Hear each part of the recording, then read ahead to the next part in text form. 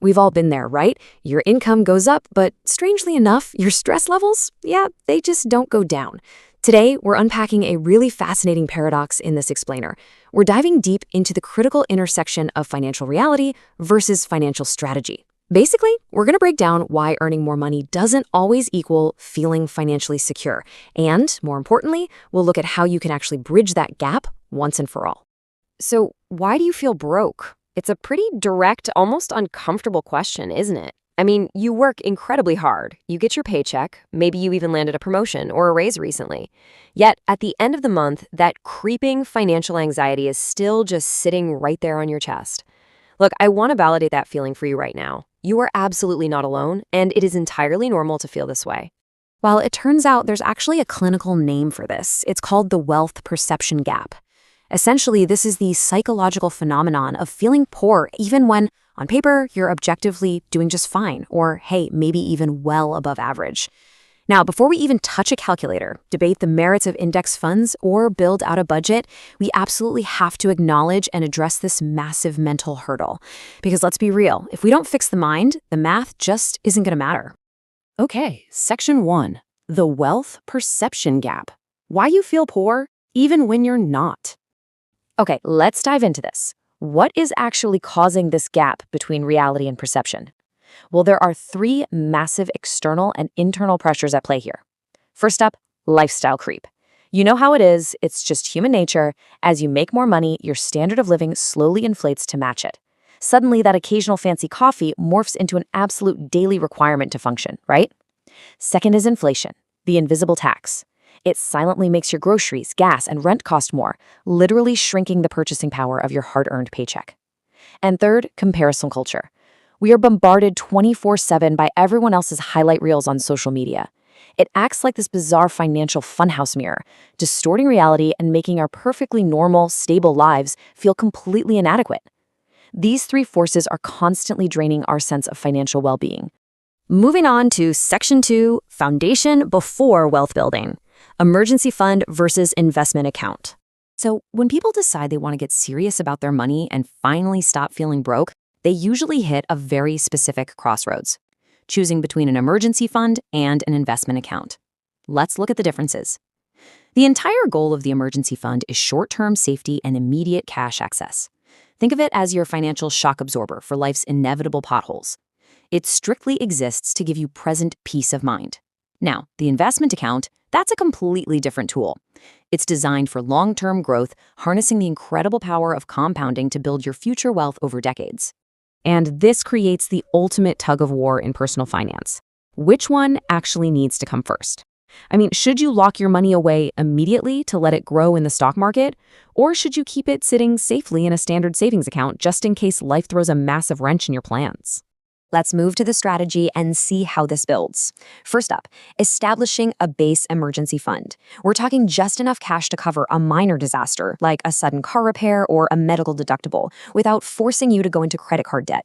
Next, if your employer offers a 401k match or a similar retirement plan, grab it. That is literally free money, and you should never, ever leave it on the table. After that, you're going to pivot right back to safety and build out a full 3 to 6 months of living expenses into your emergency fund. And finally, once you are entirely secure, then you maximize your investing. Notice the rigid order of operations here. The safety net absolutely must precede heavy investing. And here is the really fascinating part about that number one step. The emergency fund isn't just a basic banking tool, it's a profound psychological shield. It is the ultimate cure for the anxiety of that wealth perception gap we discussed earlier. When you inherently know you have a financial buffer to survive a sudden job loss or a massive unexpected bill, that baseline feeling of being broke or perpetually on the edge of ruin, it simply vanishes. All right, let's jump into Section 3, DIY versus professional investing, financial advisor versus self-investing. So the crucial point is you essentially have two choices for who steers the ship once you're ready to grow your wealth. You can use a traditional financial advisor, paying a premium for active management and professional guidance. You're basically paying an expert to do the heavy lifting, rebalance your portfolio, and critically talk you off the ledge from panic selling during a market dip. Or, on the flip side, you can take passive control yourself through self-investing, usually but utilizing a simple portfolio of index funds. In this scenario, you are the pilot, and because you're doing it yourself, you benefit from significantly lower fees. Now, both paths have their genuine merits, and depending on your life complexity, one might truly suit you better.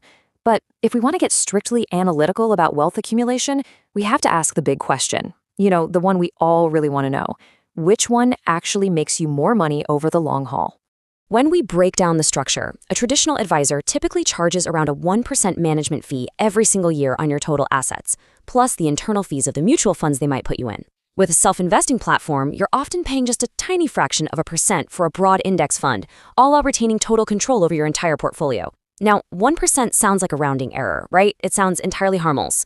But over decades, that tiny fee is quietly eating away hundreds of thousands of dollars of your future fortune. No joke. Now, what's really interesting about this slide is when you stretch this math over a 30-year horizon, the difference is absolutely staggering. It's not just a little bit of money, it's a completely different retirement lifestyle. Doing it yourself with a simple, disciplined, and passive approach often yields vastly superior wealth simply because you aren't bleeding out a premium in management fees year after year. The compound interest works entirely for you instead of working to pay someone else's salary. Which brings us to our final part, Section 4, Achieving True Financial Peace. Mindset, Foundation, Strategy. Because as you can see, true financial security isn't just about picking the right stock. It's like a complete circle made of 3 equally important pieces. First, you need psychological awareness to combat comparison culture and lifestyle creep. Second, you need the emergency safety net to protect you from life's inevitable curveballs. And third, you need an efficient investing strategy to grow your wealth over time without losing it to high fees. If you remove any one of these slices, the whole structure becomes unstable, and that familiar feeling of financial insecurity, it will inevitably creep right back in. And this brilliantly illustrates the one core idea for our explainer today: wealth is just as much about psychology as it is about math. You can have the most optimized, beautifully balanced investment spreadsheet in the entire world, but if your mindset is trapped in that wealth perception gap, or you lack the fundamental peace of mind that comes with a fully funded emergency cash reserve, you will never truly feel wealthy. Which leaves us with one final essential thought for you today. Take a step back and look at your own financial picture through the lens of the roadmap we've just built. What is your very next move to stop feeling poor and start building true wealth? Do you need to plug that perception gap by maybe logging off social media for a bit? Do you need to build up that cash emergency fund? Or is it time to finally cut your investment fees? The blueprint is right in front of you. The next step is entirely yours.